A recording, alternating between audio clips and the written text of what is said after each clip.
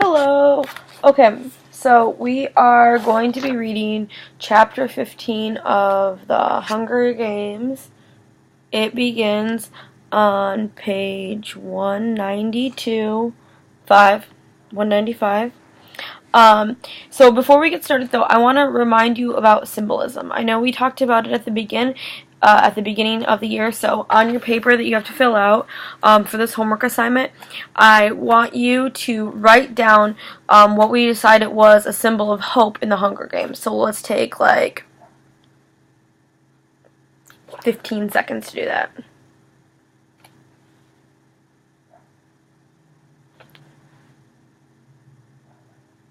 Okay, that was long enough. You can always pause the video. So just in case you didn't get the answer, here is a refresher, because again, this will be on your next quiz.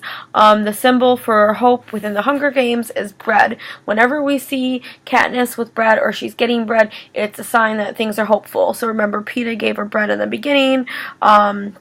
Back in chapter 2, we learned that, and that was a turning point for her life, and it allowed her to survive. Well, we are going, and remember, a symbol is just it represents something. So, like, whenever we see it, like, we know this means something else. So, like, when you see a period in a sentence, you know that it's the end of a sentence, right? Same thing here. Whenever you see bread in the Hunger Games, it means, like, that's a symbol of hope. And now we're going to talk about another one, and once we get to it, I'll pause it again, we'll introduce it, and you're going to write it down, and that's going to be part of it that you're going to write down for your homework, okay? Okay. So, following along, page 195, chapter 15. I enter a nightmare, from which I wake repeatedly, only to find a greater terror awaiting me. All the things I dread most, all the things I dread for others manifest in such vivid detail, I can't help but believe they're real. Each time I wake, I think, at last, this is over. But it isn't. It is only the beginning of a new chapter of torture. How many ways do I watch Prim die, relive my father's last moments, feel my own body ripped apart? This is the nature of the jacker venom, so carefully created to target the place where fear lives in your brain. When I finally do come to my senses, I lie, still waiting for the next onslaught of imagery. But eventually, I accept that the poison must have finally worked its way out of my system, leaving my body wrecked and feeble. I'm still lying on my side, locked in a fetal position. I lift a hand to my eyes to find them sound, untouched by ants that never exist. Simply stretched out my limbs requires an enormous effort. So many parts of me hurt. It doesn't seem worthwhile taking inventory of them. Very, very slowly, I manage to sit up. I am a shallow hole, not filled with the humming orange bubbles of my hallucination, but with old dead leaves. My clothing damp, but I don't know whether pond water, dew, rain, or sweat is the cause.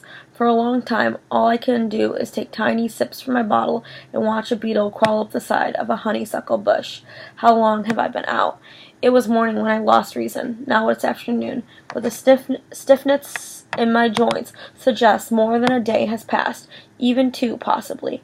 If so, I have no way of knowing which tribute survived that tracker-jacker attacked. Not Glimmer or the girl from District 4, but there was a boy from District 1, both tributes from District 2, and Peeta. Did they die from the stings? Certainly, if they lived, their last days must have been as horrid as my own. And what about Rue? She's so small, it wouldn't take much venom to do her in, but then again, the tracker-jackers would have had to catch her, and she had a good head start. A foul, rotten taste pervades my mouth, and the water has little effect on it. I drag myself over to the honeysuckle bush and pluck a flower. I gently pull the stem through the blossom and set the drop of nectar on my tongue. The sweetness spreads through my mouth, down my throat, warming my veins with memories of summer and my home woods with Gale present beside me. For some reason, our decision from the last morning comes back to me. We could do it, you know. What? Leave the district. Run off. Live in the woods. You and I, we can make it.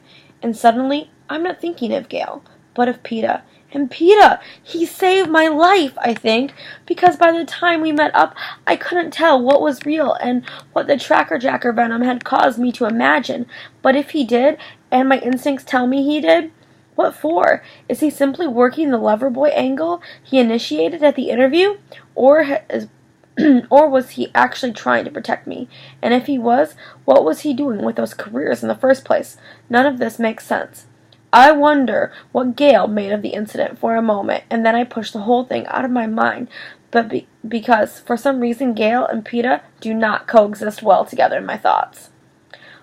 And remember, Gail from Chapter 1, her hunting partner, is going to be taking care of her family while she's gone. So I focus on the really good thing that has happened since I landed in the arena. I have a bow and arrows. A full dozen arrows if you count the one I retrieved from the tree. They bear no trace of the noxious green slime that came from Glimmer's body, which leads me to believe that might have not been wholly real.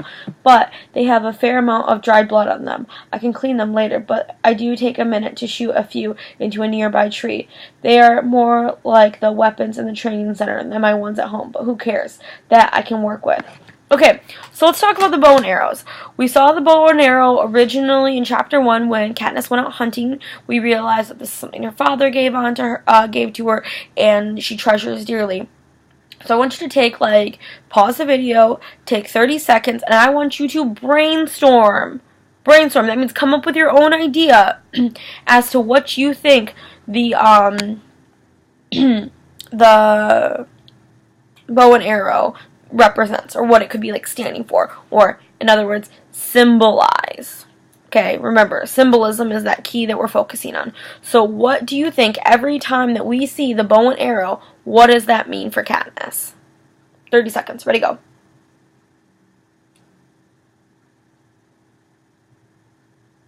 Okay, so hopefully you paused the video, you did your 30-second thought, wrote it down, blah, blah, blah.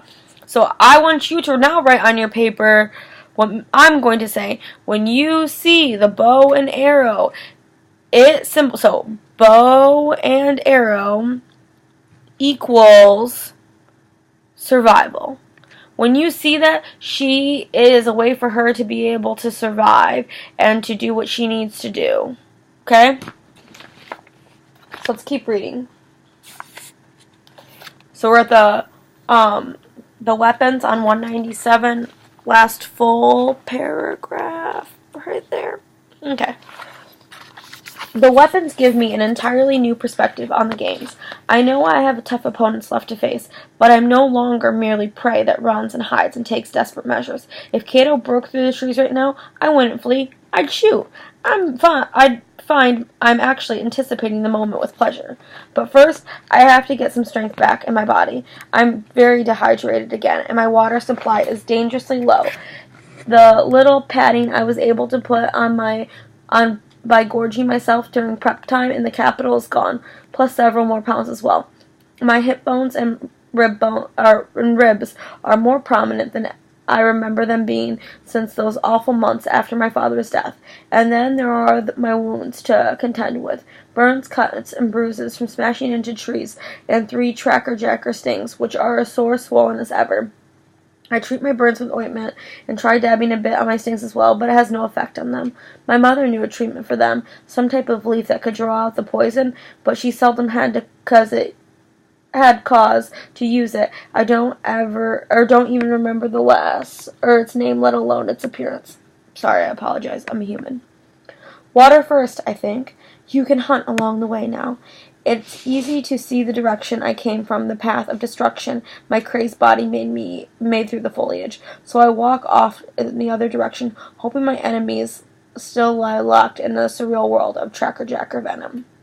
I can't move quickly. My joints reject any abrupt motion, but I establish a slow hunter's tread I use when a tracking game. Within a few minutes, I spot a rabbit and make my first kill with a bow and arrow.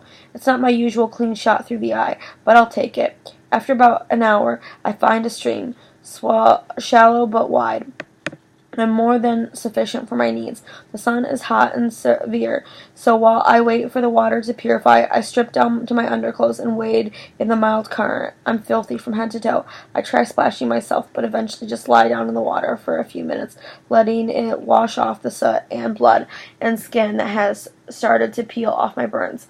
After rinsing out my clothes and hanging them on the bush to dry, I sat on the bank in the sun for a bit, untangling my hair with my fingers. My appetite returns, and I eat crackers and a strip of beef. With a handful of moss, I polish the blood from the silver weapons. Refresh, I treat my burns again, braid back my hair, and dress in the damp clothes, knowing the sun will dry them soon enough. Following the stream against the current seems to be the smartest course of action. I'm traveling uphill now, which I prefer, with a source of fresh water not only for myself but for possible game. I easily take out a strange bird that must be some form of wild turkey. Anyway, it looks plenty edible to me. By late afternoon, I decide to build a small fire to cook the meat. Beating the dusk will help conceal the smoke, and I quench the fire by nightfall. I clean the game, taking extra care with the bird, but there's nothing alarming about it. Once the feathers are plucked, it's no bigger than a chicken, but it's plump and firm. I've just placed the first lot over the coals when I hear a twig snap. In one motion, I turn to the sound, bringing the bow and arrow to my shoulder. There's no one there, no one I can see anyway. Then I spot a tip of a child's boot, just peeking out from behind the trunk of a tree. My shoulders relax, and I grin. She can move through the woods like a shadow. You have to give her that. How else could she have followed me, though words come out of my mouth before I can stop them? You know, they're not the only ones who can form an alliance, I say. For a moment, no response. Then one of Rue's eyes edged around the trunk. You want me for an ally? Why not? You saved me with those tracker jackers. You're smart enough to still be alive, and I can't seem to shake you anyway, I say. She blinks, trying to decide. You hungry? I can see her swallow hard. Her eyes flicker to the meat. Come on, then. I've had 2 kills today. Rue tentatively steps out into the open. I can fix your stings. Can you? I ask. How? She digs in the pack she carries and pulls out a handful of leaves. I'm almost certain they're the ones my mother uses. Where do you find those? Just around. We all carry them when we work in the orchards. They left a lot of nests there, says Rue. There are a lot here, too. You're right. You're District 11, Agriculture, I say. Orchards, huh? That must be how you can fly around from trees like you've got wings. Rue smiles. I've landed on one of the few things she'll admit pride in. Well, come on, then. Fix me up. I pluck down by the fire and roll up my pant leg to reveal the sting on my knee. To my surprise, Rue places a handful of leaves into her mouth and begins to chew them. My mother would use other methods, but it's not like we have a lot of options. After a minute or so, Rue presses a gloppy green wad of chewed leaves and spit on my knee. Can you imagine that, first of all? Like, literally this little girl who's been, like, swinging around the trees, grabs a bunch of stuff, puts it in her mouth, chews it up, spits it back out, and then puts it on her knee to get the poison out. Okay? I just want to make sure you have, like, a really good image of, like, what's happening in the story. Like, that's how you make sure that you're truly following along with it, is that you're, like, really thinking about what's happening as it's happening. Oh, the sound comes out of my mouth before I can stop it. It's as if the leaves are actually leaching the pain right out of the sting. Rue gives a giggle. Lucky you had the sense to pull the stingers out of you, or you'd be a lot worse. Do my neck, do my cheek, I almost beg. Rue stuffs another handful of leaves in her mouth, and soon I'm laughing because of the relief is so sweet. I notice a long burn on Rue's forearm. I've got something for that. I set aside my weapon and anoint her arm with burn medicine. You have good sponsors, she says longingly. Haven't you gotten anything yet? I ask. She shakes her head. You will, though. Watch. The closer you get to the end, the more people will realize how clever you are. I turn the meat over. You weren't joking about wanting me for an ally? She asks. No, I meant it, I say. I can almost hear Hamish groaning as I team up with a wispy child. But I want her because she's a survivor, and I trust her. And why not admit it? She reminds me of Prim. Okay, she says and holds out her hand. We shake. It's a deal. Of course, this is the kind of deal that can only be temporary, but neither of us mentions that. Rue contributes a big handful of some sort of starchy root to the meal. Roasted over the fire, they're a pretty sharp, sweet taste of parsnip. She recognizes the bird, too, some wild thing they call a grusling in her district. She says sometimes a flock will wander into the orchard, and they get a decent lunch for the day. For a while, all the conversation stops as we fill our stomachs. The gristling has delicious meat that's so fatty the grease drips down your face when you bite into it. Oh, Root says with a sigh. I've never had a whole leg to myself before. I'll bet she hasn't. I'll bet meat hardly ever comes her way. Take the other, I say. Really? She says. Take whatever you want. Now that I've got a bow and arrows, I can get more. Plus, I've got snares. I can show you how to set them, I say. Rue still looks uncertainty at the leg. Oh, take it, I say, putting the drumstick in her hand. It will only keep a few days anyway, and we've got a whole bird plus the rabbit. Once she's got hold of it, her appetite wins out and she takes a huge mouthful. I'd have thought in District 11 you'd have a bit more to eat than us, since you grow the food, I say. Rue's eyes widen. Oh, we're not allowed to eat the crops. They arrest you or something, I ask. They whip you and make everyone else watch, says Rue.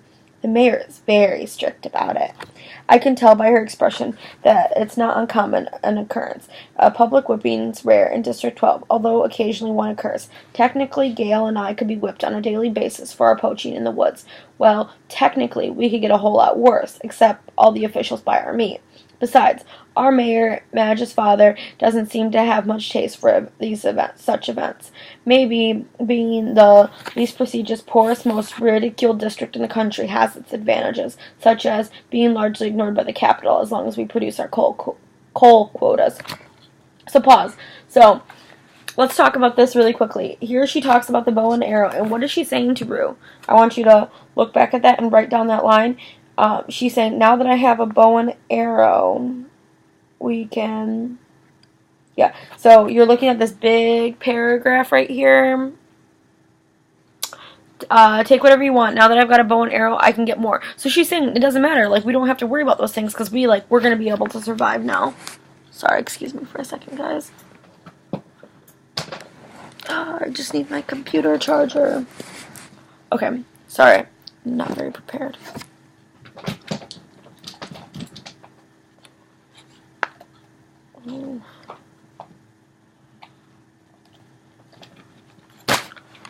And so we're getting close to the end, which is good. And I'm going to ask you a couple more questions, and just make sure you bring this document back so you can get credit for it in class, okay? Okay. So we're right on 203 where they're going to start talking again, okay? Do you get all the coal you want? Rue asks. No, I answer. Just what we buy and whatever we track in our boots. They feed us a bit extra during the harvest so that people can keep going longer, says Rue. Don't you have to be in school? I ask. Not during harvest. Everyone works then, says Rue. It's interesting hearing about her life. We have so little communication with anyone outside our district. In fact, I wonder if the game makers are blocking out our conversation because even though the information seems harmless, they don't want people in different districts to know about one another. At Rue's suggestion, we lay out the food to plan ahead. She's seen most of mine, but I add the last little couple of crackers and beef strips to the pile. She's gathered quite a collection of roots, nuts, greens, and even some berries. I roll an unfamiliar berry in my finger. You sure this is safe?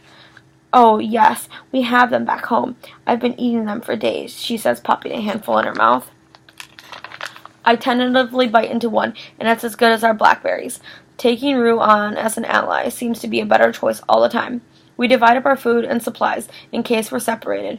We'll both be set for a few days. Apart from food, Rue has a small water skin, a homemade slingshot, and an extra pair of socks. She also has a sharp shard of a rock she uses as a knife. I know it's not much, she says, as if embarrassed, but I had to get away from the cornucopia fast. You did just right, I say, when I spread out my gear. She gasps when she sees the sunglasses.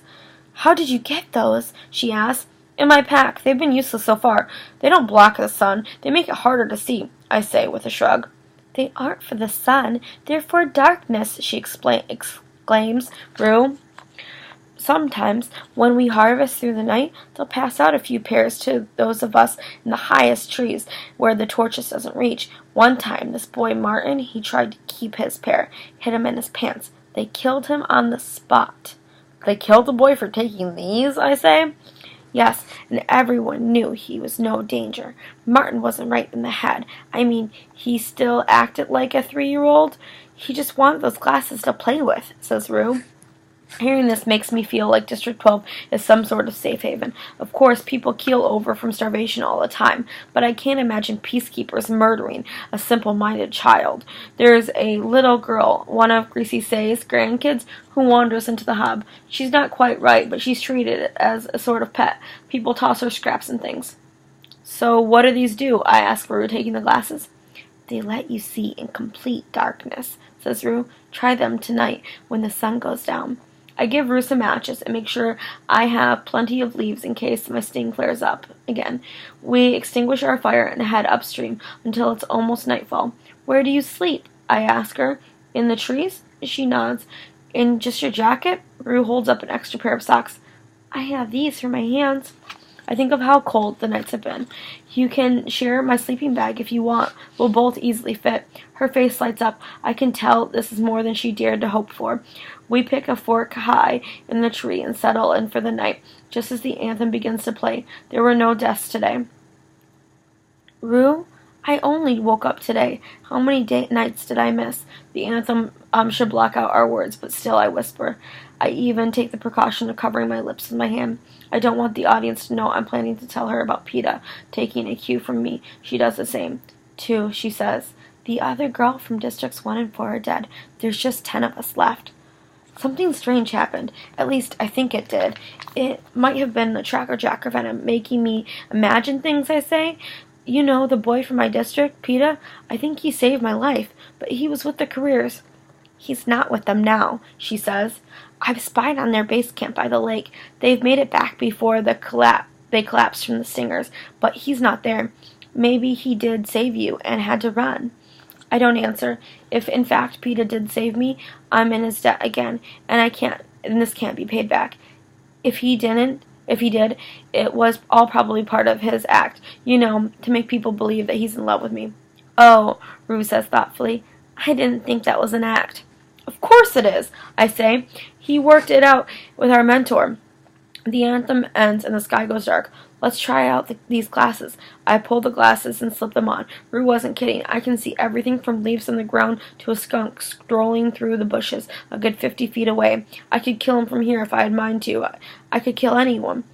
I wonder who else has got a pair of these, I say. The careers have 2 pairs, but they've got everything down by the lake, says Rue. And they're so strong. We're strong too, I say, just in a different way. You are. You can shoot, she says. What can I do? You can feed yourself. Can they? I ask. They don't need to. They have all those supplies, Rue says. Say they didn't. Say the supplies were gone. How long would they last, I say. I mean, it's the Hunger Games, right? But Katniss, they're not hungry, says Rue. No, they're not. That's the problem, I agree. And for the first time, I have a plan that isn't motivated by the need for flight or evasion, an offensive plan. I think we're going to have to fix that, Rue. Dun dun dun! So that is the end of the chapter. We are at 207. Just, I want you to do a quick summary of what happened. I think you need to include the fact that she woke up from the tracker jacker venom. She met up with Rue, or she has the bow and arrow now. She met up with Rue. I want to talk quickly about this whole not talking thing. What do you think? Write this on your paper. Why do you think the Capitol doesn't want them to talk? If they're not talking, who has all the power? Who are the people who know what's going on in all the districts? And who does that give power? Stop the video and take 30 seconds to reflect on that. Okay, I hope you took 30 seconds to think about that. And we're going to talk about that in class on Monday and Tuesday, depending on what day you have my class, because it's really important, because we want to talk about this power. Remember, we're talking about we've used these vocab words like authoritarian, government. Who can remember that word? Bonus point if you write this word on your paper. Fascism is the word. And we want to make sure that we understand that there's such a concentration of power in the government that it puts all the districts at a disadvantage. They're all living in poverty, right? They're in the state of being extremely poor, and they're just trying to figure this out, and they're just at the will and the mercy of the government. And is that okay? Is that right? Reflect on those questions, bring them to class, and you'll get full credit.